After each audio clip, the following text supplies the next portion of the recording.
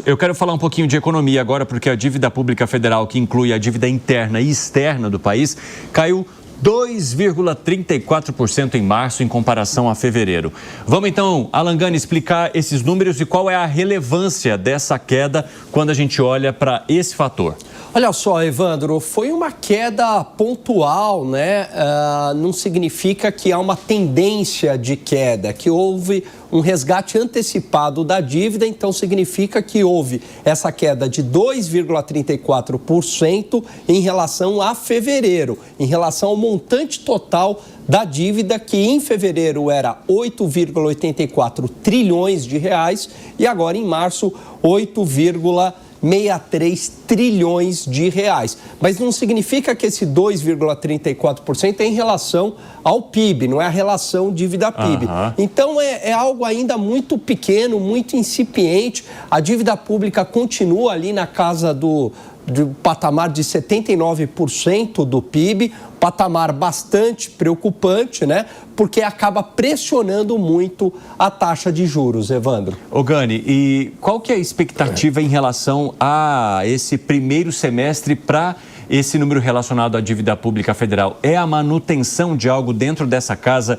dos 8 trilhões? Olha, sim, e eu digo com viés de alta, né? 8 trilhões, talvez indo buscar aí os 9 trilhões. Por que eu digo isso, Evandro? Porque há um pacote de bondades pelo governo federal.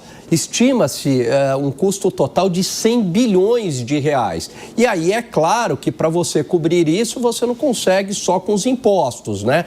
Então, acaba aumentando o endividamento público, né? E se aumenta a dívida pública, isso também acaba pressionando a taxa de juros. Gani, muito obrigado até aqui. Daqui a pouco a gente vai trazer outros números aqui da nossa economia, mas só para saber de você, Gani, quando você fala a relação entre dívida PIB, nesse caso isso não entra, de que maneira que esse número também se mantém preocupante, mas quando a gente faz a comparação com o PIB, é que vem de fato aquela luz vermelha que se acende? Porque essa comparação em relação ao mês anterior, eu só estou olhando ali o valor nominal da dívida, né? E não em relação a tudo que foi produzido de riquezas no país. Então, quando a gente fala na relação dívida-PIB, ela interessa.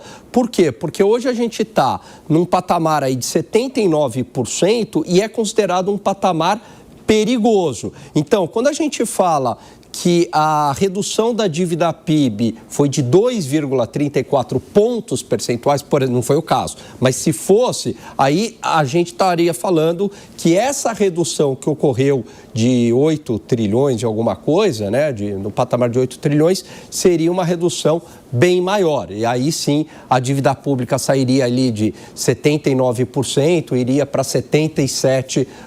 Aí sim seria uma trajetória. Mas isso, em termos de dívida PIB, representa muito pouco. O Gani, e a questão é, diferentemente do que se espera, essa dívida PIB pode aumentar, né? Se a gente for olhar para os próximos anos, né? Pode. Mais calamitosa.